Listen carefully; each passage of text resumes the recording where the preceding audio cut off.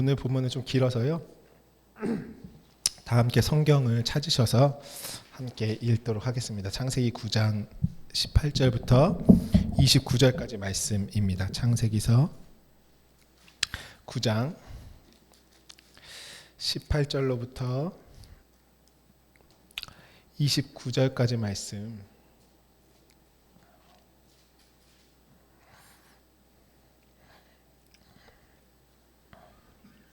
우리 한 목소리 읽도록 하겠습니다. 시작. 방주에서 나온 노아의 아들들은 셈과 함과 야벳이며 함은 가나안의 아버지라. 노아의 이 세 아들로부터 사람들이 온 땅에 퍼지니라. 노아가 농사를 시작하여 포도나무를 심었더니 포도주를 마시고 취하여 그 장막 안에서 벌거벗은지라. 가나안의 아버지 함이 그 아버지의 하체를 보고 밖으로 나가서 그의 두 형제에게 알림해 셈과 야벳이 옷을 가져다가 자기들의 어깨에 메고 뒷걸음질 쳐 들어가서 그의 아버지의 하체를 덮었으며 그들의 얼굴을 돌이키고 그들의 아버지의 하체를 보지 아니하였더라. 노아가 술이 깨어 그의 작은 아들이 자기에게 행한 일을 알고 이에 이르되 가나안은 저주를 받아 그의 형제의 종들의 종이 되기를 원하노라 하고 또 이르되 셈의 하나님 여호와를 찬송하리로다. 가나안은 셈의 종이 되고 하나님이 야벳을 창대하게 하사 셈의 장막에 거하게 하시고 가나안은 그의 종이 되게 하시기를 원하노라 하였더라. 홍수 후에 노아가 350년을 살고 그의 나이가 950세가 되어 죽었더라. 아멘. 신앙생활은 그리스도께서 내 머리가 되심으로 살아가는 삶이 바로 성도의 신앙생활인 것입니다. 세상은 그리스도가 자신의 머리가 되시는 것을 거부합니다. 그렇지만 하나님의 사람들, 그들에게 하나님이 주신 마음은 무엇입니까? 내가 오직 영원한 그리스도의 머리를 온전히 넘겨받아서 그리스도의 형상을 이루고 정말 하나님의 약속이 이루어진 그 영원한 삶으로 나아가기를 사모하고 소망하는 자들이 바로 그리스도인들이다라는 것입니다. 오늘 그리스도가 진실로 하나님의 약속대로 우리의 머리 되심이 우리의 모든 삶을 통치하시고 다스리시는 그 영광스러운 은혜가 있으시기를 주님의 이름으로 축복합니다. 오늘 창세기 9장 말씀에 보시면 이제 지난주에 우리가 함께 나눴죠. 까마귀를 내보내고 그 다음에 올리브 나무 잎을 가지고 온 그 성령의 기름 부으심, 곧 침례 후에 하나님의 성령이 비둘기같이 임하심을 보는 바로 그 장면을 오늘 노아의 홍수를 통해서 정말 이전 것은 지나가고 새 것 되게 하시는 하나님의 은혜에 대해서 지난 시간에 우리 함께 나누었습니다. 근데 이제 노아가 방주에 나온 후에 이야기가 오늘 시작되죠. 그때 오늘 본문 9장 18절에 보니까 방주에서 나온 노아의 아들들은 셈과 함과 야벳이며 함은 가나안의 아버지라 라고 말씀하면서요. 굳이 가나안의 얘기를 꺼내죠. 셈과 함과 야벳이 있는데 그리고 함이 아버지의 하체를 범함으로 말미암아 받는 저주를 성경에서는 누가 저주를 받는다고 합니까? 그렇죠. 가나안이 저주를 받는다고 하죠.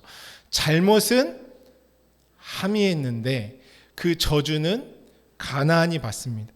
그러면서 오늘 본문 처음 시작할 때부터 굳이 함은 가나안의 아버지라 하면서 계속 가나안 얘기를 꺼내죠. 왜 여기서 가나안을 이렇게 계속 가나안에 대한 얘기가 나올까요?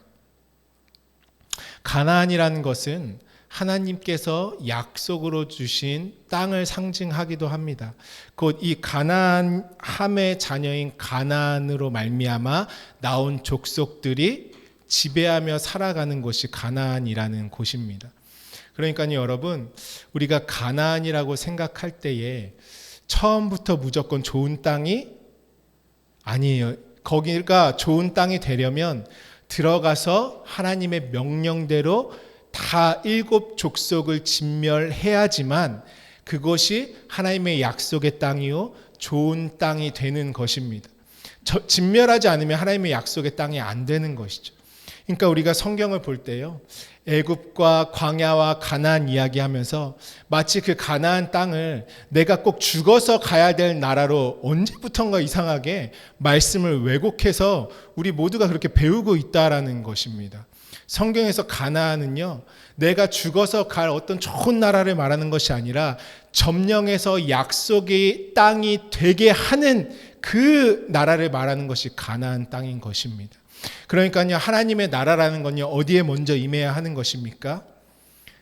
애굽이요, 바벨론이요, 정말 하나님을 대적하는 나라로 살고 있던 내가 하나님의 나라로 만들어지고 내 안에 임하시는 하나님의 그 충만한 나라를 경험하는 것, 그것이 약속으로 받을 가나안 땅을 이야기하고 있는 것입니다.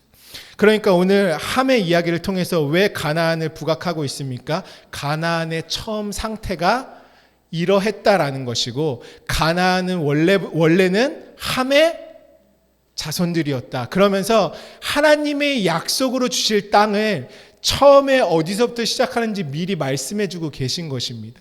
바로 이스라엘 백성들에게 이 말씀을 주시면서요, 너희가 약속으로 받아서 들어갈 땅이 처음 이런 곳이었어. 하나님은 그 약속의 땅을 말씀해주고 싶으신 것이죠.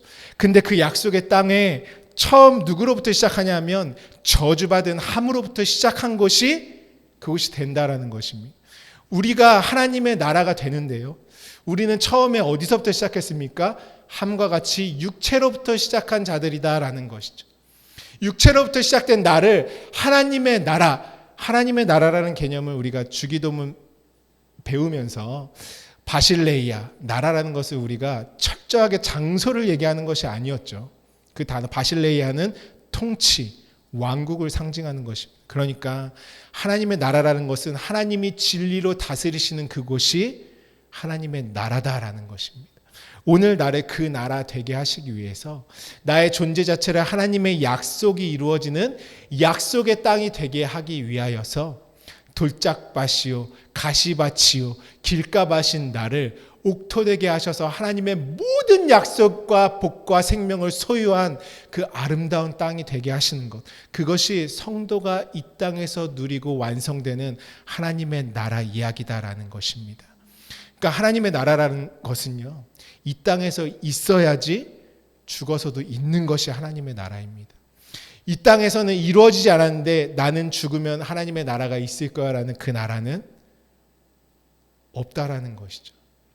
오늘 그 말씀을 좀 구체적으로 나누면서 하나님께서 오늘 우리 교회에게, 우리 가정에게 내 심령 가운데 어떻게 이끌어가고자 하시는지 주님의 마음을 충만히 받으시는 은혜의 시간 되시기를 주님의 이름으로 축복합니다. 함은 어떠한 자입니까? 노아가 지금 포도주를 마시고 벌거벗었다라는 것은 어떤 의미죠? 노아가 안식을 경험하고 있는 것입니다. 그러니까 우리 술에 취했다고 해서 그 이미지가 좀 안 좋은 것이 아니라 노아가 어떤 농사를 지었죠? 포도나무 농사를 지었죠. 포도나무는 어떤 열매입니까? 포도주는 또 무엇입니까? 혼인잔치 때 마시는 것이죠. 그러니까 노아의 방주가 끝났다라는 것은 이제 그리스도와 내가 온전히 침례받으면 연합하잖아요. 연합함으로 말미암아 그 하늘의 신령한 세술로 노아가 안식을 경험하고 있는 상태인 것이죠. 함은 어떠한 존재냐면 그 하나님께서 약속하신 안식을 깨뜨리는 육의 존재다라는 것이죠. 안식을 대적하고 안식을 깨뜨리는 자가 바로 함인 것입니다.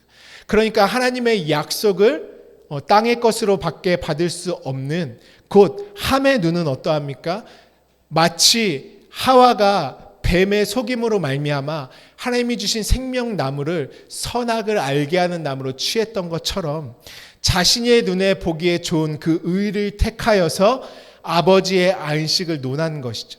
그러니까 그 안식이라는 하나님의 약속과 하나님의 의와 하나님의 모든 뜻을 인간의 생각으로 해석하고 바라보고 온통 땅의 관점과 그 주관적인 해석들로 그 말씀들을 취하게 되면 다 무엇이냐면 함의 눈과 같이 결국에 하나님의 안식이 이루어지지 못하고 하나님의 언약과 안식을 깨뜨려 버리는 그 자리에 서게 되는 것이죠. 그것이 오늘 함의 모습인 것입니다. 그래서 함은 노아가 이렇게 말하죠. 25절부터 우리 함께 볼까요? 제가 한번 읽어보도록 하겠습니다. 25절에 함이 잘못을 했는데 이제 가나안이 저주를 받는 것이죠. 그러니까 가나안 족속은 아비가 함이라는 것이고 그와 같은 뿌리다라는 것을 말씀하고 있는데요. 가나안은 저주를 받아 그의 형제의 종들이 되기를 원하노라. 결국엔 그 형제라는 것은 말씀하고 있는 셈과 야벳인 것이고요. 셈의 하나님 여호와를 찬송하리로다 라고 말하면서 가나안은 셈의 종이 되고 이렇게 말씀하십니다. 셈은 무엇이냐면 그리스도와 함께 온전히 연합된 영적 상태를 말하는 것이 바로 셈인 것입니다. 그러니까 육체를 상징하는 함은 셈의 종이 되어야 하는 것이죠. 우리 이전의 삶은 어땠습니까? 육체가 주인된 삶을 살고 있었죠. 왜냐하면 영이 죽어 있었기 때문에 그렇습니다. 그렇지만 홍수 이후에 그리스도와 완전히 연합된 그 침례 이후에는 질서가 어떻게 바뀝니까? 육체는 영의 종이 되는 삶으로 바뀌는 것이죠. 다른 말로 해서 영이 주인이라는 것입니다. 그 영은 무엇으로 말미암아 살아났습니까? 하나님의 진리의 성령, 그 호흡을 충만히 받음으로 그리스도와 연합된 영이 되지 않았습니까? 그 영의 통치를 받고 지배를 받는 것이 육체다라는 것입니다. 오늘 다시 새롭게 하나님께서 모든 존재의 질서를 재편하실 때에 함은 셈의 종이, 곧 가나안은 셈의 종이 되는 것이고요. 야벳은 우리의 혼을 상징하는 것이죠. 야벳은 어디에 거라고 합니까? 셈의 장막에 거해라. 야벳이라는 우리의 마음, 우리의 혼은요 원래 육체에 담금질 돼 있었죠. 거기서 나를 건져내셔서 어느 장막에 거합니까? 하나님의 신령한 영의 장막에 거하는 것입니다. 이것이 하나님께서 홍수 이후에 새롭게 세우신 곧 영혼 육의 질서라는 것이죠. 침례는 어디 안에서 받습니까? 내 안에서 일어나는 일이죠. 노아의 홍수를 우리는 무엇으로 경험합니까? 진리의 말씀으로 예수 그리스도와 연합된 그 침례로 경험하는 것입니다. 그러면 나라는 존재가 셈과 함과 야벳의 질서를 새롭게 세우는 것처럼 오늘 내 마음과 내 생각과 내 혼의 모든 자아는 옛자 육체에 속했던 모든 것들은 죽고 그리스도의 영의 충만한 지배를 받는 그 영의 장막에 거해야 하는 것입니다. 그럴 때 내 육체는 아름다운 도구가 되고 종으로서 이 땅에 하나님의 의를 이루기 위한 깨끗한 도구로 쓰임 받는 것입니다. 오늘 그 은혜가 있으시기를 주님의 이름으로 축복합니다. 그러므로 로마서 8장 7절에는요. 육신의 생각은 하나님과 원수가 되나니 이는 하나님의 법에 굴복하지 아니할 뿐 아니라 할 수도 없음이라. 육체의 생각은 함의 눈과 같은 것이고요. 안식을 깨어버리는 함의 관점과 같은 것입니다. 오늘 우리가 육체의 것들에 잠식되어 있는 마음을 가지고 살아간다면 하나님의 안식을 경험할 수 없는 것입니다. 그 안식이 다 깨트려지는 것이죠. 그러면서 오늘 나오는 것이 무엇이냐면요. 오직 아주 중요한 것이죠. 10장부터 오늘 쭉 보시면요. 우리가 그토록 어려워하는 족보가 나옵니다. 저 하나님이 이 족보를 왜 설명하셨을까? 족보는 여러분 어떠한 역할을 하죠? 씨를 잉태해서 낳고 하는 것이 족보인 것이죠. 그러니까 성경에서 나오는 족보는 하나님의 약속의 씨를 어떻게 받아서 잘 잉태해 나갔는가 아니면 잉태하지 못했는가 그 족보를 쉽게 해서 말하는 것입니다. 그러니까 성경에 나오는 족보의 모든 역사들을 보면 하나님의 약속의 씨를 잉태하여서 영원히 하나님의 언약이 이루어진 자들의 스토리가 나오고 또한 하나는 하나님의 약속의 씨를 하나님의 주신 그대로 받지 못함으로 말미암아 실패한 인생들의 스토리가 나와 있는 것이죠. 거기에서요 오늘 우리가 재미있게 보실 것이 10장에 나오는 족보들입니다. 우리 PPT 한번 제가 정리를 한번 딱 했거든요. 10장의 족보가 하나 나오고요. 11장에 또 족보가 하나 나옵니다. 그 사이에 껴있는 것이 무엇이죠? 바벨탑의 사건이에요. 보기 편하시죠? 10장의 족보, 그 다음에 11장의 족보, 가운데 낀 게 바벨탑 사건. 여기서 재밌는 건 뭐냐면요. 10장에 나오는 족보는 방금 노아로 말미암아 하나님께서 셈과 함과 야벳의 질서를 말씀하시지 않으셨습니까? 그 셈과 함과 야벳의 모든 족보가 다 나와 있는 것이 10장의 족보입니다. 그리고 중간에 끼어 있는 바벨탑 사건을 지나면은 뭐냐면 셈의 족보만 나옵니다. 오늘 그것을 우리가 중점적으로 볼 것입니다. 정리되시죠? 10장에는 세 족보가 다 나오고 11장에 셈의 족보가 나오고. 결과적으로 어떤 족보가 제일 중요하다라는 것이겠어요? 그렇죠. 마지막에 남아있는 족보가 중요한 것이죠. 그래서 오늘 말씀해 보시면 10장 1절부터 쭉 보시면은 먼저 어떤 족보가 나오냐면 야벳의 족보가 나옵니다. 5절까지 야벳의 족보가 나오죠. 야벳은 아직 완전히 셈의 장막에 거하지 못한 상태로 나오는 것이에요. 야벳은 육체에서 어디로 건너가야 될 존재입니까? 영으로 건너가야 될 존재인 것이죠. 그래서 일단 오늘 중점적으로 볼 것은 함과 셈의 족보입니다. 오늘 야벳의 족보가 지나가면 창세기 10장 6절로부터 어떤 족보가 시작되냐면 함의 족보가 먼저 시작이 됩니다. 함은 육체를 상징하는 것이죠. 그래서요 10장 6절 우리 다 같이 한번 읽어볼까요? 시작. 함의 아들은 구스와 미스라임과 가나안이요. 그렇죠. 여기 미스라임은 무엇입니까? 애굽이죠. 애굽이 미스라임이죠. 그리고 쭉 나오면서 구스의 아들은 스바와 하윌라와 삽다와 라마와 삽드가요. 라마의 아들은 스바와 드단이며 구스가 또 니므롯을 낳았으니 그는 세상의 첫 용사라. 그가 여호와 앞에서 용감한 사냥꾼이 되었으므로 속담에 이르기를 아무는 여호와 앞에 니므롯같이 용감한 사냥꾼이로다 하더라. 이게 참 한국 번역이 좀 어색하게 한데 여호와 앞에 용감한 사냥꾼이라고 하니까 하나님 앞에서 참 용맹한 자다 이렇게 우리가 이해할지 모르지만 여호와 앞이라는 것은 하나님을 대적하는 자리를 지금 말씀하고 있는 것입니다. 사냥꾼, 용감한 자들, 용사들 다 무엇입니까? 자신의 의를 의지하며 살아가는 자들이죠. 여러분 야곱과 에서 이야기 잘 아시죠?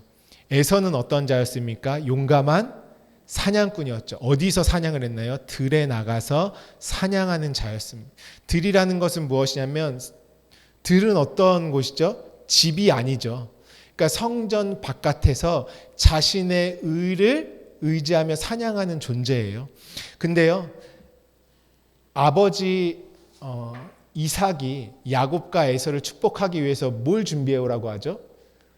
음식을 준비해오라고 하잖아요. 그 음식이 무엇이냐면 우리가 가지고 있는 말씀의 상태를 말하는 것입니다. 말씀을 어떻게 가지고 있냐? 자신의 의로 가지고 있냐? 하나님이 주신 그 약속대로 가지고 있냐? 그 말씀을 하고 있는 것이죠. 그러니까 내가 축복받기 위해서는 내가 가지고 있는 내가 만든 요리가 중요한 것이죠. 근데요, 에서는 어떻게 요리를 만드는 자입니까? 자기가 사냥해가지고 요리를 준비하지만 야곱은 어떻습니까? 자신의 손에 아무 공로가 없어요. 다 옷도 어머니가 해준 옷이 가죽 옷이 입혀지고 아버지에게 복받기 위해서 가는 그 음식도 다 차려준 거를 거저 얻고. 그러니까 야곱은 은혜로 말미암아 복받는 자예요. 쉽게 말하면 에서는 자기 힘 의지해서 사냥하면서 다니는 자가 에서인 것입니다. 그러니까 오늘 함의 자손들, 특별히 니므롯 이 큰 용사들이라고 하는 것은요, 하나님의 은혜, 곧 하나님이 주신 그 은혜를 예수 그리스도의 그 희생제물의 선물로 받는 자들이 아니라 나의 의로 하나님에게 나아가겠다 하는 우상 숭배하는 자들, 자신의 힘과 능력을 의지하는 자들, 자신의 창과 칼을 의지하며 사냥하는 자들로 나오는 것입니다. 하나님을 대적하는 자들의 족보인 것이죠. 그래서 성경에는 무엇이라고 말합니까? 예레미야서 9장 23절 말씀에도요, 여호와께서 이와 같이 말씀하시되 지혜로운 자는 그의 지혜를 자랑하지 말라, 용사는 그의 용맹을 자랑하지 말라, 부자는 그의 부함을 자랑하지 말라. 이 땅의 지혜와 어떤 용사의 용맹과 부자의 부함이 다 자랑하지 말라는 말씀에 걸리죠. 이것은 다 무엇이냐면 율법적으로 지혜 있는 것, 율법적으로 자신의 의로 살아가는 모든 것들, 율법의 부자로 살아가는 상태를 말하고 있는 것입니다. 자신의 의를 의지하며 살아가는 것이죠. 그러면서 우리 창세기 10장 10절 말씀 우리 함께 읽어볼까요? 시작. 그의 나라는 신할 땅에 바벨과 에렉과 아깝과 갈레에서 시작되었으며 11절도 있습니다. 그가 그 땅에서 아수르로 나아가 니느웨와 르호보딜과 갈라와 및 니느웨와 갈라 사이에 레센을 건설하였으니 이는 큰 성읍이라. 미스라임은 루딤과 아나밈과 르아빔과 납두임과 바술루심과 가술루힘과 갑도림을 낳았더라. 가슬루힘에게서 블레셋이 나왔더라. 아멘. 그냥 성경에서 하나님을 대적하는 나라들은 여기 다 모아놨죠. 애굽, 바벨론, 아수르, 니느웨 싹 다 뭐냐면은 계시록에서 멸망받을 나라들로 나오죠. 그 영적인 실체들의 나라로 나오죠. 제가 잠깐 읽어드리면 미가서에서도 이렇게 예언합니다. 미가서 5장 6절에 그들이 칼로 아수르 땅을 황폐하게 하며 니므롯 땅 어기를 황폐하게 하리라. 아수르 사람이 우리 땅에 들어와서 우리 지경을 밟을 때에는 그가 우리를 그에게서 건져내리라. 무엇이냐면 아수르 땅, 니느웨 땅이 하나님의 백성들로 말미암아 완전히 심판받게 될 것들을 예언하고 있죠. 또 우리가 잘 알듯이 계시록에서는 어떠한 말씀들이 있습니까? 또 다른 천사 곧 둘째가 그 뒤를 따라 말하되 무너졌도다 무너졌도다 큰 성 바벨론이여 모든 나라에게 그의 음행으로 말미암아 진노의 포도주를 먹이던 자로다. 그 이마에 이름이 기록되었으니 비밀이라 큰 바벨론이라 땅의 음녀들과 가증한 것들의 어미라 하였도다. 한 말씀만 제가 더 읽어드리면요. 계시록 18장에 힘찬 음성으로 외쳐 이르되 무너졌도다 무너졌도다 큰 성 바벨론이여 귀신의 처소와 각종 더러운 영이 모이는 곳과 각종 더럽고 가증한 새들이 모이는 곳이 되었도다. 그들의 음행의 진노의 포도주로 말미암아 만국이 무너졌으며 또 땅의 왕들이 그와 더불어 음행하였으며 땅의 상인들도 그 사치의 세력으로 치부하였도다 하더라. 또 내가 들으니 하늘로부터 다른 음성이 나서 이르되 내 백성아 거기서 나와 그의 죄에 참여하지 말고 그가 받을 재앙들을 받지 말라. 여기서 나오는 족속들은요, 여러분 그 고대 수메르 문명이라고 아십니까? 아주 유명하죠. 그냥 모든 것들로 왕성했었던, 거기에 중심은 무엇입니까? 우상이요. 우상 숫자가 2,000 몇백이라 했는데 3,000이라 그랬나? 그냥 우상을 섬기기 위해서 봉헌된 나라인 것이죠. 왜 그렇게 우상을 만들었을까요? 땅의 영화를 추구하다 보니까 농사도 잘 돼야 되고 지식도 넓어져야 되고 사는 형편들도 나아져야 되니까 필요한 건 무엇이겠습니까? 우상을 섬기는 일이었어요. 그 우상들의 힘을 빌려서 세운 나라가 바로 그 수메르 문명의 곧 오늘 함의 자손들, 이들이 세운 나라들이 다 그렇다라는 것이죠. 그래서 영적으로는 완전히 계시록에서 무너질 나라들, 하나님의 백성들로 말미암아 완전히 점령당할 곧 무너졌도다 무너졌도다 큰 성들이 되는 것이 바로 함의 조상들, 그들이 세운 나라죠. 그러면서 오늘 10장 15절 또 읽어보면 15절부터는요 굳이 안 읽어도요 쭉 가나안 족속들이 나옵니다. 하나님께서 항상 내가 너에게 줄 땅은 가나안 땅은 휘 족속과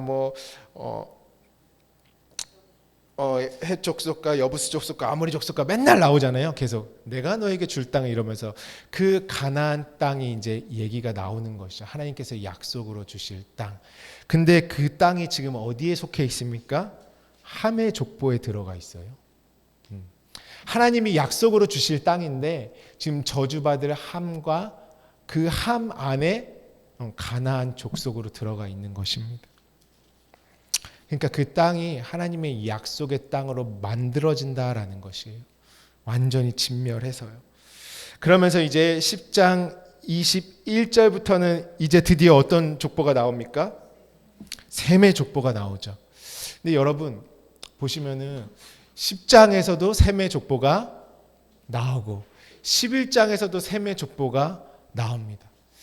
왜 그렇게 나올까요? 그죠? 네. 그래서 여기 제가 초록색 글씨로 잘 써놨어요. 10장에 나오는 셈의 족보는 셈의 자손 중에 욕단 중심의 족보. 11장에 나오는 셈의 족보는 벨렉 중심의 족보. 네, 이렇게 정리하면 되겠죠. 자, 그래서 우리 한번 보겠습니다. 10장 21절 말씀 우리 함께 읽어볼까요? 함께 읽습니다. 시작. 셈은 에벨 온 자손의 조상이요 야벳의 형이라. 그에게도 자녀가 출생하였으니. 아멘. 셈은 어떤 자손의 조상이라고 말하고 있습니까? 에벨. 우리 다음 PPT 한번 보여주시면 셈은 에벨 자손의 조상이다 이렇게 나오죠. 에벨이요 어떤 의미냐면 히브리랑 같은 의미입니다. 에벨이란 것은 건너편, 어원이 아바르, 건너가다라는 의미가 있죠. 창세기 14장 13절에 PPT에 보시면 아브라함을 지칭할 때요 도망하는 자가 와서 히브리 사람 아브라함에게 알리니. 그러니까 아브라함을 어떤 사람이라고 하죠? 히브리 사람이라고 해요. 히브리가 뭐냐면 어떤 뜻이냐면 에벨족이다 이런 뜻이 히브리라는 의미입니다.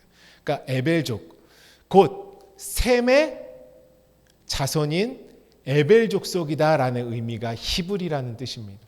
근데 이 히브리도 이브리에서 왔죠. 똑같이 건너가다, 건너편, 아바르, 건너가다라는 의미입니다.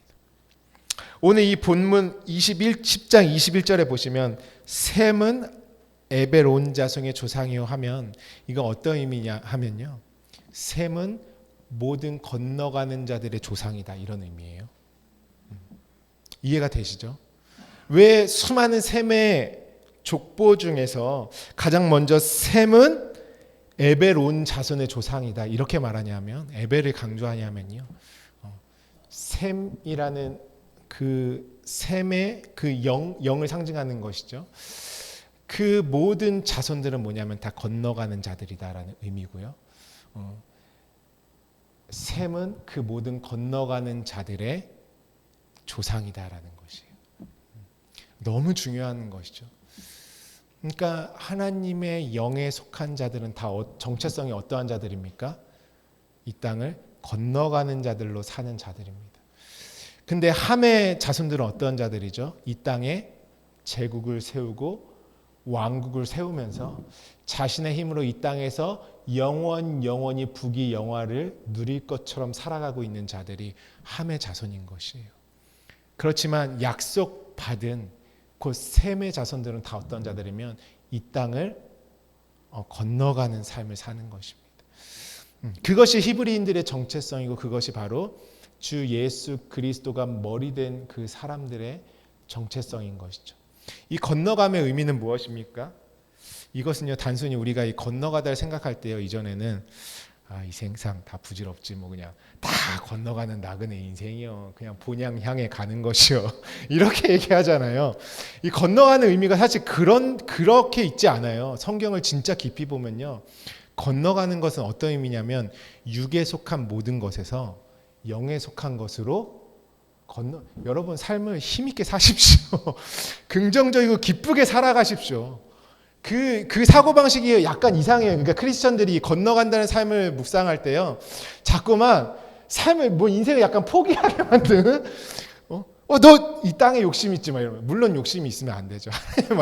근데 그게 삶의 애착을 갖지 말고 진짜 그냥 나그네처럼 살아라. 옷도 뭘 많이 사냐 하나만 입고 살지 이러면서 밥도 그냥 뭘 그렇게 맛있는 거 먹으러 다니냐 그런 의미가 아니라 이 건너가다라는 의미는 우리가 정확하게 알아야 되면 뭐냐면 육에 속한 모든 곧 함에 속한 모든 것에서 신령한 영에 속한 것으로 어디 가요? 내 마음이 완전히 건너가지는 것이. 그래서 그리스도의 왕국이 내 안에 온전히 세워진 상태를 하는 거예요. 그래서 눈에 보이는 이스라엘 역사는요, 실제로 건너가게 하시는 삶을 살게 하셨잖아요. 그 건너가면 무엇으로 성취됩니까? 예수 그리스도로 말미암아 어디서요? 애굽에서 광야로 계속 강을 건너 광야에서 가나안으로. 그 건너감은 오늘 예수 그리스도의 침례와 말씀의 경험으로 말미암아 완전히 육에 바벨처럼 애굽처럼 이 땅에 속했던 내가 하늘에 속한 자로 건너가지는 그 구원과 거듭남과 창조의 새로운 역사를 우리에게 말씀하고 있는 것입니다. 그러니까 먼저 무엇이 건너가져야 되겠어요? 오늘 저와 여러분의 마음의 생각이 완전히 하나님의 것으로 건너가져야 하는 것이 진짜 히브리인들, 진짜 건너가는 자들의 삶인 것입니다. 이 땅에서는 청렴하게 막 건너가는 것처럼 사는데 서가는 하나도 안 건너가져 있어요. 서가는 땅의 것으로 충만하면 그 사람이 하나님이 너는 건너갔어 이렇게 말하실까요? 아무것도 안 건너가져 있는데 여전히 땅의 것을 추구하고 하나님의 말씀에 이 땅의 것에 꽉 붙어있는 마음인데 아무리 겉으로 건너가는 삶을 산다 할지라도요 하나님께서 인정해 주시지 않는 것입니다. 오늘 진정한 건너감이 있으시기를 주님의 이름으로 축복합니다. 그래서 셈은 어떤 자는 건너가는 자들의 조상인 것이에요. 곧 그리스도의 영의 충만히 그 이루어짐과 성취됨에 참여한 자들 그쪽으로 완전히 어디서 건너갔어요? 율법에서 진리로. 모든 보이는 모양에서 내 안에 이루어지는 그 생명의 진리로 다 이루어지므로 건너간 자들을 상징하는 것이 바로 히브리인들, 에벨 그러한 자들인 것입니다. 그렇죠? 그래서요 건너가는 자들의 족보가 나오는 것이에요. 함의 족보는 뭐예요? 이 땅에서 자신들의 힘을 이제 왕국을 세우는 자들. 그러니까 가인의 족보도 어떻습니까? 이 땅에서 하는 게 진짜 많아요. 뭐 음악하는 자들도 나오고, 뭐 건축하는 자들도 나오고, 뭐 땅에서 뭘 만드는 기구를 만드는 자들도 나오고, 땅에서 뭘 해요? 근데 어떻습니까? 셋의 족보는 어떻습니까? 낳고 살고 죽었더라. 낳고 살고 죽었더라. 건너가는 자들의 삶을 사는 것입니다. 무엇으로요? 영으로, 진리로, 율법에서 생명으로 건너간 그런 자들의 삶을 말씀하고 있는 것이죠. 그때예요. 오늘 또 이 족보를 쭉 보니까요. 그러면 셈의 족보에서 중심은 누구겠어요? 에벨이죠.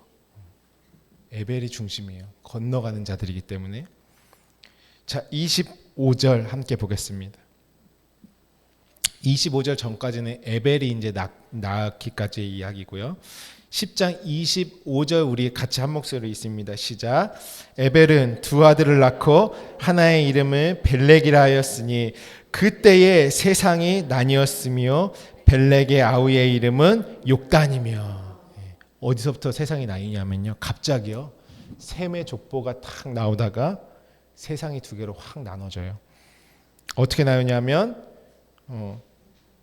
에벨의 두 아들로 말미암아 나눠지는 것이에요. 우리 아까 이제 PPT 마지막으로 보여주세요. 아까 이전에 거요. 오늘 끝까지 이것만 띄워놓고 하겠습니다. 에벨의 아들이요. 벨렉이 나오고요. 욕단이 나와요. 10장에는 그러면 어떤 에벨의 아들들 중에서 욕단 중심으로 나오는 것이고요. 11장에는 에벨의 아들들 중에서 벨렉 중심으로 나옵니다. 쉽게 먼저 말씀드리면 욕단은 실패한 자들이에요. 셈의 족보로 하나님의 약속 가지고 하나님 뜻대로 시작했는데요. 이들을 살펴볼 것입니다. 그 벨렉은 누구냐면 아브라함을 낳은 족보입니다. 셈 아래서도요. 그러니까 이미 하나님의 약속의 역사가 시작됐어요. 근데 여기서 세상이 갈라졌다라는 의미는 어떤 거냐면요. 그들의 신앙이 갈라졌다. 말씀에서 다시 너희가 신약성경에 뭐 개가 토하였던 곳에 다시 돌아가고 너희가 성령으로 시작했다가 육체로 마치겠느냐 막 이런 무서운 말씀들이 있죠. 그것이 욕단의 사건입니다. 아주 중요하죠. 그래서 바로 다음에 바벨탑이 나오는 것이 욕단이 어떻게 됐는지 한번 볼까요? 말씀에서. 자, 그러면서 26절에 보면 바로 벨렉이 나오는 게 아니라 어떤 족보가 나오죠? 욕단 얘기가 쫙 나오는 것이에요. 욕단은 알모닥과 셀렉과 하살마웻과 예라와 하도람과 우살과 디글라와 오발과 아비마엘과 스바와 오빌과 하윌라와 요밥을 낳았어요. 많이 더 낳았어요. 이들은 다 욕단의 아들이며 그들이 거주하는 곳은 메사에서부터 스발로 가는 길에 동쪽 산이었더라. 이들은 셈의 자손이니 그 족속과 언어와 지방과 나라대로였더라. 그러면서 쭉 봅니다. 이들은 그 백성들의 족보에 따르면 노아 자손의 족속들이요 홍수 후에 이들에게서 그 땅의 백성들이 나뉘었더라. 이렇게 말씀하고 있어요. 11장부터 바벨탑 사건이 딱 들어갑니다. 그때에 온 땅의 언어가 하나요 말이 하나였더라. 그러면서 2절에 나오는 이에 그들이 나올 때 누구를 수식하고 있냐면 욕단의 족속들을 말하고 있는 것입니다. 이에 지금 욕단에 대해서 쭉 욕단의 족보를 말했잖아요. 이에 그들이 어디를 옮겨갔대요? 동방으로 옮기다가 만날 땅이 어디입니까? 시날 평지를 만나 거기 거류했다 이렇게 말씀하고 있죠. 그들이 어디로 갔대요? 셈의 자손들은 절대 동쪽으로 가면 안 돼요. 동쪽은 왜 동쪽으로 동방으로 옮겼는데 시날 땅이 나옵니까? 동쪽은 뭐냐면 성전 문이 어디 있죠? 에덴 문이 동쪽. 그러니까 성전 바깥으로 이들이 다시 나가고 있는 것입니다. 성전 밖으로. 하나님의 약속 안에 들어오다 잘 가고 있다가 다시 그러니까 그 다윗의 고백에서 주가 나의 죄를 어디서 동이 서에서 먼 것처럼 그게 다 어떤 의미의 성전 깊숙이 지성소는 어디로 들어갑니까? 서쪽 끝으로 쫙 들어가면 지성소가 있는 것이. 그러니까 아담과 하와도 어디로 쫓겨나요? 다 에덴 동산 동편으로 그냥 동문 밖으로 쫓겨나는 것입니다. 그러니까 신약 성경에서 예수님이 나셨는데 어디로부터 사람들이 다시 예수님 있는 곳으로 옵니까?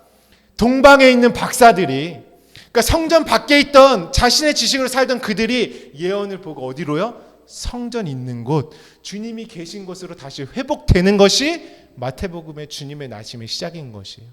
그렇지 않으면 다 어디로 나가요? 동쪽으로 다시 나가요. 근데 이 시날 평지가 어떤 곳인지 우리 다시 아까 읽었던 말씀 잠깐 볼까요? 10장 가보겠습니다.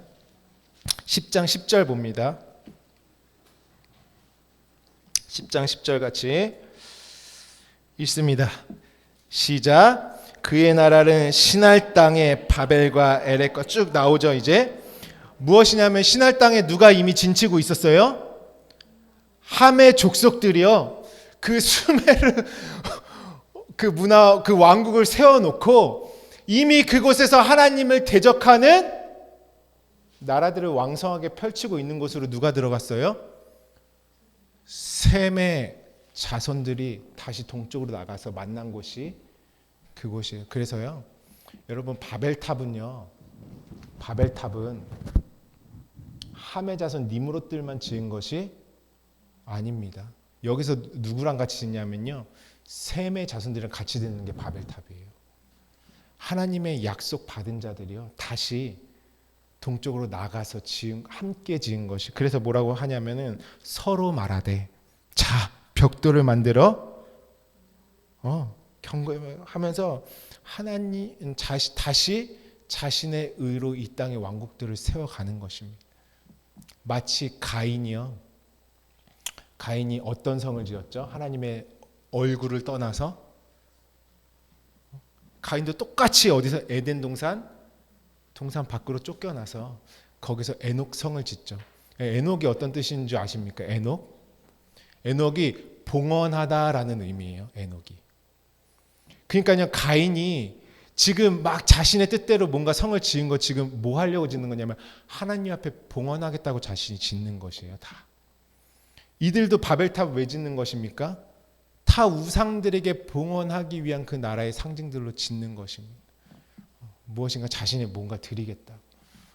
다 살인하는 자, 간음하는 자, 도적질하는 자, 거짓 증거하는 우리의 본성으로 말미암아 그 본성이 깨어지 않은 욕단의 후예들과 함의 자손들이 함께 바벨탑 짓는 것입니다. 그래서 그곳에서 그들이 함께 멸망받는 것이죠. 근데 11장에 그래서 어떻게 해서 족보가 제대로 된 족보가 또 나올 수밖에 없겠죠. 그래서 11장의 족보는 진짜 끝까지 어떻게 해요?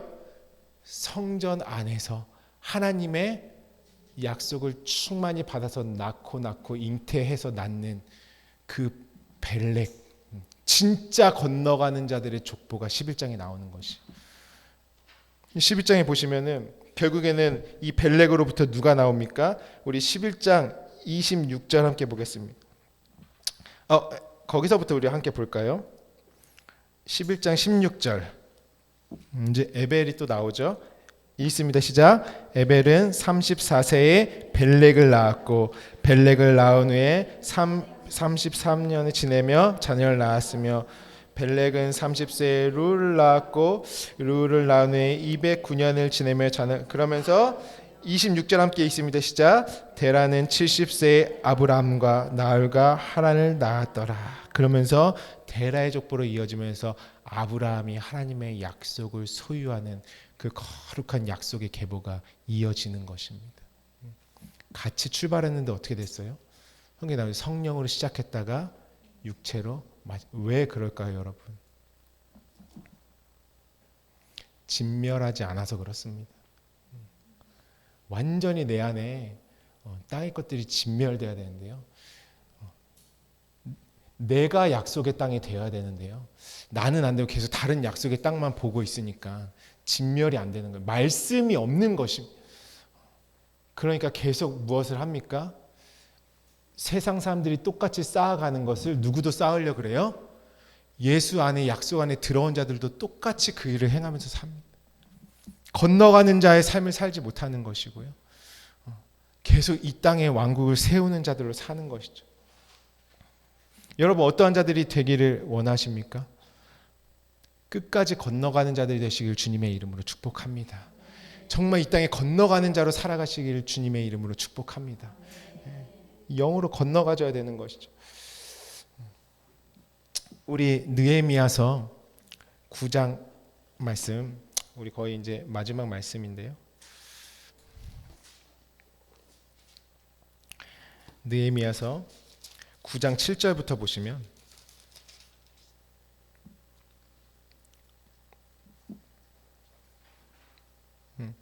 아브라함이 하나님 부르실 때 벌써 딱 아브라함의 정체성이 어때요? 너는 여기를 떠나라. 그냥 건너가는 거예요. 계속 아브라함이. 그래서 가나안으로 건너가죠. 또 아브라함도. 이스라엘 백성들 계속 건너가는 삶입니다. 완전 그리스도의 통치를 받는 그 영의 세계로 영이신 하나님 앞으로 존재가 건너가지는 것입니다. 존재가 건너가지는 것. 근데요, 여기 이제 9장 7절부터 쭉 보시면은 이스라엘 백성들이 아브라함으로 말미암아 쭉 건너가지는 스토리가 쭉 나옵니다. 그렇죠? 9장 7절부터 주 하나님 여호와시라 옛적에 아브라함을 택하시고 갈대아 우르에서 인도하여 내시고 아브라함이라는 이름을 주시고 그의 마음이 주 앞에 충성됨을 보시고 그와 더불어 언약을 세우사 가나안 족속과 헷 족속과 아모리 족속과 브리스 족속과 여부스 족속과 쭉 그 가나안의 족속들이 나오지 않습니까?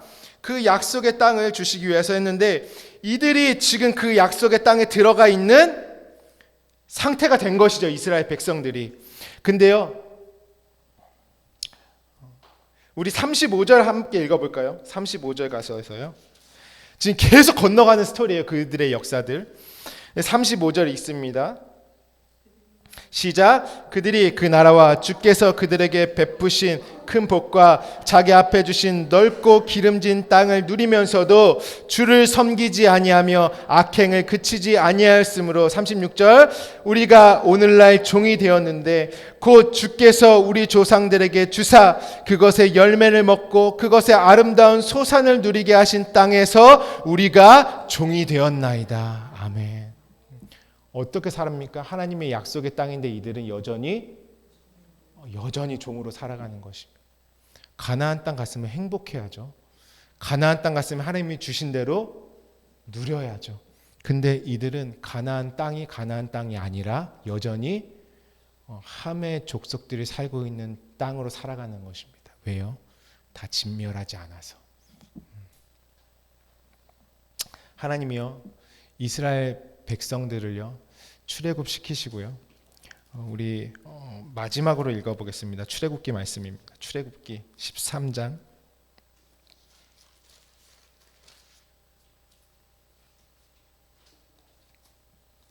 17절부터 18절 말씀 함께 있습니다. 출애굽기 13장 17절부터 18절 있습니다. 시작. 바로가 백성을 보낸 후에 블레셋 사람의 땅의 길은 가까울지라도 하나님이 그들을 그 길로 인도하지 아니하셨으니 이는 하나님이 말씀하시기를 이 백성이 전쟁을 하게 되면 마음을 돌이켜 애굽으로 돌아갈까 하였음이라. 그러므로 하나님이 홍해의 광야길로 돌려 백성을 인도하심에 이스라엘 자손이 애굽 땅에서 대열을 지어 나올 때에 아멘. 하나님이요 이스라엘 백성들을요 출애굽시키셔서요 블레셋 사람의 땅의 길이 가까운데 그곳으로 들여보내지 않으셨습니다. 왜요? 그들이 전쟁을 하게 되면 마음을 돌이켜 다시 애굽으로 돌아갈까 한다는 것이죠. 그러니까 이스라엘 백성들의 상태는 지금 뭐냐면 전쟁을 할 수 있는 힘이 없어요. 전혀. 싸워서 이길 힘과 능력이 없어요. 그 광야라는 곳, 미드바르는 무엇입니까? 말씀이 있는 곳이죠. 그들에게 전쟁에서 점령할 수 있는 힘과 능력을 주시기 위해서 바로 어디입니까? 블레셋 땅을 거쳐가게 하신 것이 아니라 광야에서 그들을 하나님이 하나하나 양육하시기 시작합니다. 신약에서 뭐냐면 어떻게 하면 전신 갑주를 입히신다 하나님이 말씀하시죠. 오직 하늘의 것을 우리를 완전히 입히셔서요. 그래서 싸울 때는 반드시 누가 하냐면 모세가 싸우는 것이 아니라요. 여호수아가 싸움을 합니다. 여호수아. 첫 번째 싸움이 나올 때요. 이들이 이제 광야에서 만나와 반석에서 나온 물과 하나님이 공급해 주신 걸 충만히 경험한 상태에서 첫 번째 출애굽기 17장에 아말렉과 싸우는 장면이 나오는데요. 17장 9절에 보면 모세가 여호수아에게 이르되 우리를 위하여 사람을 택하여 나가서 아말렉과 싸우라. 내일 내가 하나님의 지팡이를 손에 잡고 산 꼭대기에 서리라 이렇게 말하죠. 이 유명한 말씀이죠. 여러분 모세가 두 팔 벌리고 있는데 막 힘들어서 팔이 떨어지니까 아론과 훌이 막 이렇게 붙잡으니까 여호수아가 막 앞에서 이기고 모세 팔이 내려가면 여호수아가 막 지고. 이게 어떤 의미일까요? 우리가 이 말씀할 때 그러니까 목회자의 손을 잘 붙잡으란 말이야. 그래서 제가 아론이 되겠습니다. 제가 훌이 되겠습니다. 이러면서 뭔가 어떤 교회 리더들을 잘 바치는 게 뭐냐면 예수께서 십자가에 매달려 있는 걸 말씀하는 거죠. 모세가.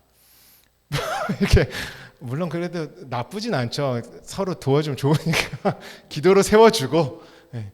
근데 뭐냐면 모세가 지금 뭐 지팡이를 가지고 어떤 장면이에요? 예수께서 십자가에 못 박혀 있는 싸움은 누가 합니까? 그러니까 모세는 육체로 오신 예수를 상징하는 것이고 여호수아는 완성된 그리스도를 상징하는 것이죠. 그러니까 예수가 못 박혀 계시면 싸움은 누가 하십니까? 그리스도의 영이 싸우는 것입니다.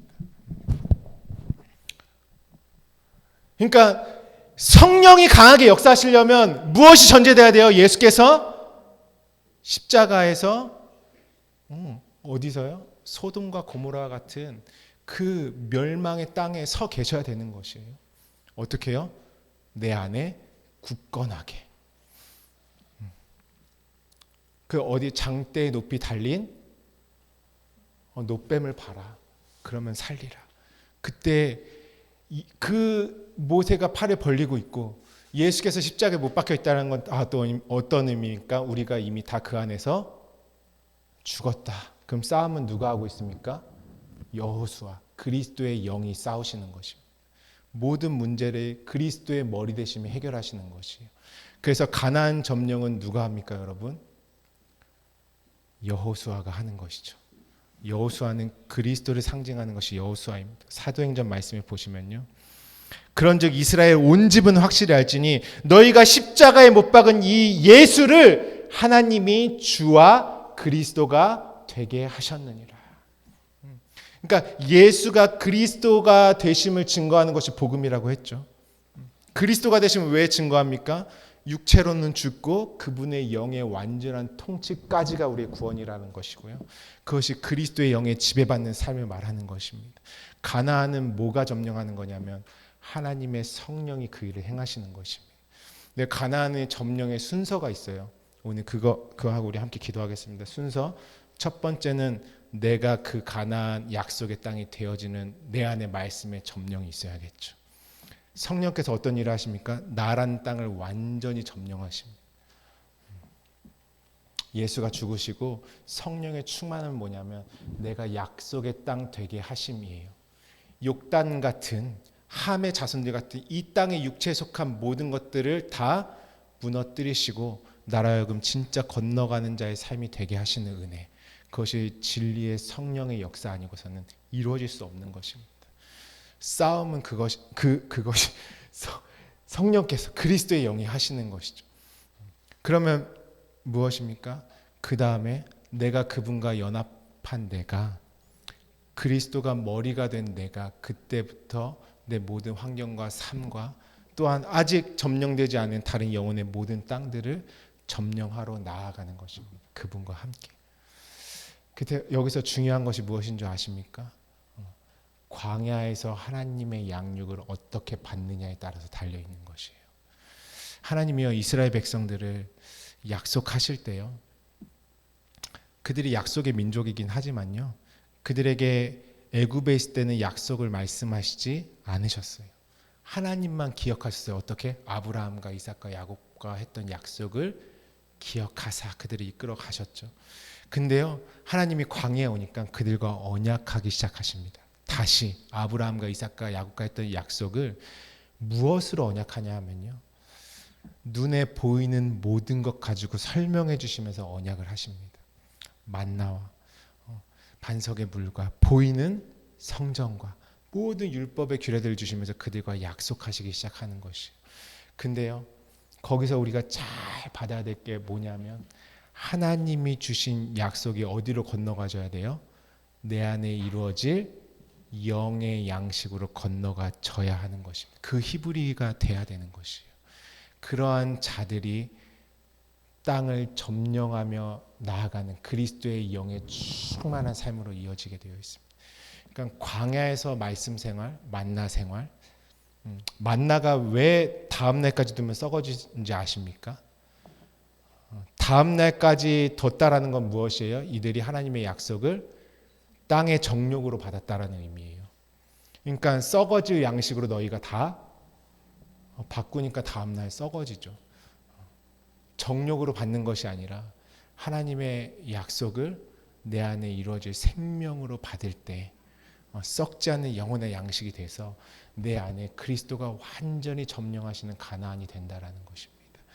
오늘요 우리가 삶의 많은 문제들을 해결하기 원하는데요 선행되어야 될 답과 그 길은 여기에 있습니다. 하나님이 주신 것을 하나님의 것으로 잘 받는 과정이 있어야 오늘 욕단처럼 실패하지 않고 완전히 가나안을 어떻게 우리 인생에 1.1획도 남기지 아니하고 그분이 나를 점령해 가시는 그 은혜 가운데 거하는 것입니다.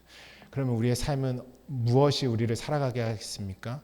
그리스도의 머리 되심이 모든 일들을 해결해 나가기 시작하십니다. 하나님은요 이 자리에 올 때까지 우리를 가만히 안 놔두세요. 내가 계속 다른 데 눈 돌리고 있잖아요. 마치 함과 욕단의 그 족보에 든 자들처럼 살잖아요. 내가 하나님의 것으로 뭐합니까? 계속 땅에 왕국 세우는 자들처럼. 하나님이 이상한 거예요. 분명히 약속받고 건너갈 것 같았는데 계속 하나님이 주신 거 쫙 다 도둑질해가지고 또 세우고 또 세우고 또 세우고 나의 왕국을 건설하고. 그럼 지난주 설교처럼 다시 하나님 어떻게 해야 돼? 다시 또 가루가 되게 하시고 또 무너뜨리시고 그리고 다시 언약하시고 건너와라. 그럼 나와 함께하자. 내가 이룰 것이다. 삶의 진정한 승리는 어디 있습니까? 그분과 하나 되는 것 밖에는 없습니다. 다른 가능성이 없다라는 것이. 그러니까 이 땅의 모든 관점과 사고방식들을 하나님은 철저하게 말씀으로 깨부셔주십니다. 근데 말씀이 들어오질 않으니까 깨지지가 않는 것이죠. 계속 성전 바깥으로 나가는 신앙생활 하는 것입니다. 다시 지성소를 향해서 막 들어가서 약속의 씨를 낳고 나를 통해서 이제 나만 점령될 게 아니라 내 안에서 하늘에 받은 그 진리의 말씀이 수많은 영혼들을 살리면서 그 열매를 반드시 맺어야 하지 않겠습니까? 내 삶이에요, 여러분. 그것이 하나님께서 저와 여러분을 부르신 이유인 것입니다. 오늘 우리 기도하기를 원합니다. 하나님, 내가 정말 건너가고 있습니까? 내 눈에 보이는 세상에서 정말 보이지 않는 진리의 세계로 건너가고 있습니까? 이 11장에 나온 셈의 족보는요, 바벨탑과 모든 것들 다 건너온 자들인 것이에요. 그리고 앞으로도 계속 건너갈 자들인 것입니다. 여러분, 정말 우리 믿는 자들의 정체성을 분명하게 하시기를 주님의 이름으로 축복합니다. 여러분, 우리가 같은 말씀 받아도요, 어떤 사람들 그 말씀 가지고 이 땅에서 싸움박질해죠. 이렇게 교회가 나눠질 수 있습니까? 저는 지난주에도요, 제가 한 말씀 하면요, 개혁자로서도 지난주에도 보니까요, 정치적으로도 쫙 나눴잖아요. 이쪽 파란색 목사님들은요, 파란색 정치인 앉혀놓고 다 안수하고 난리더라고요. 이쪽에 빨간색 정치인, 거기는 또 그쪽 목사님들이 다, 하나님은 어느 기도에 들어주실까요, 여러분? 근데 그게 다 하나님의 나라를 이루는 일들이래요. 이 땅에 하나님의 나라를 건설하겠다고 그렇게 하는 것이 아주 간절하게 무릎 꿇고 앉혀놓고 막 기도하죠. 하나님은 어느 기도를 들어주실까요? 여러분, 우리는 진짜 건너가지는 사람들 돼야 되는 것이에요. 우리 하루를 살아도 정말 하나님의 세계로 건너가줘야 되지 않겠습니까? 하나님의 영이시고 우리에게 그 영원한 약속을 주신 게 우리 하나님이십니다. 우리 이 땅에 우리의 어떤 가치와 우리의 유토피아를 세우려고 또 다른 내가 원하는 그 왕들 세우려는 나라를 만드는 것이 아니라 그리스도인들은 이 땅에서 이미 나온 자들로 살아가는 것입니다. 그 우리가 이룰 나라는 어떤 나라밖에 없습니까? 영혼의 심령, 민족의 가슴마다 피 묻은 그리스도를 심어 그 땅들마다 푸르고 푸르른 그리스도의 계절이 오게 하는 것이 오늘날 교회의 역할인 것입니다. 왜 교회가 무너졌습니까, 여러분? 진짜 히브리하지 않아서 무너지는 것입니다. 진짜 영의 것들로 건너가지지 않으니까 팍팍 쓰러지는 것입니다. 저는 하나님은요, 다수를 기뻐하지 않는다고 분명히 말씀하셨습니다. 우리 교회가 진짜 건너가지는 자들 되시기를 주님의 이름으로 축복합니다. 건너가진 자들의 열매를 맺으시기를 주님의 이름으로 축복합니다. 그리스도가 머리가 되셔서 진짜 내 삶의 모든 문제도 한번 해결해보고 정말 그분과 함께 정말 영적인 하나님의 신령한 일들을 이루는 그 정말 진짜 아름다운 삶을 한번 살아보시지 않으시겠습니까? 하나님, 나를 지배하여 주시옵소서. 말씀이 나를 점령하여 주시옵소서. 내가 약속 받았지만 욕단처럼 또 나아가서 그들과 짝짝꿍 되어서 또 다른 왕국을 건설하는 자가 아니라 정말 건너가는 히브리인들이 되기를 원합니다.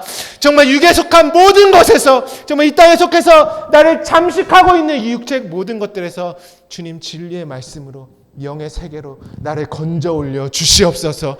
그래서 그리스도의 머리 되심이 나의 모든 삶을 강타하시고 완전히 다스리셔서 싸우시고 전쟁은 내게 속했으니 하나님의 그 말씀처럼 모든 것들을 능히 이기고 해결해 나가시는 그 능력 가운데 내가 온전히 잠기기를 원하고 주님의 약속대로 주님과 하나 되기 원하고 그리스도의 머리로 살아가기를 원합니다. 나로 하여금 오늘 그 건너감의 은혜를 주시는 하나님 앞에 우리 간절히 사모함을 함께 기도하면서 나아가도록 하겠습니다. 기도합니다.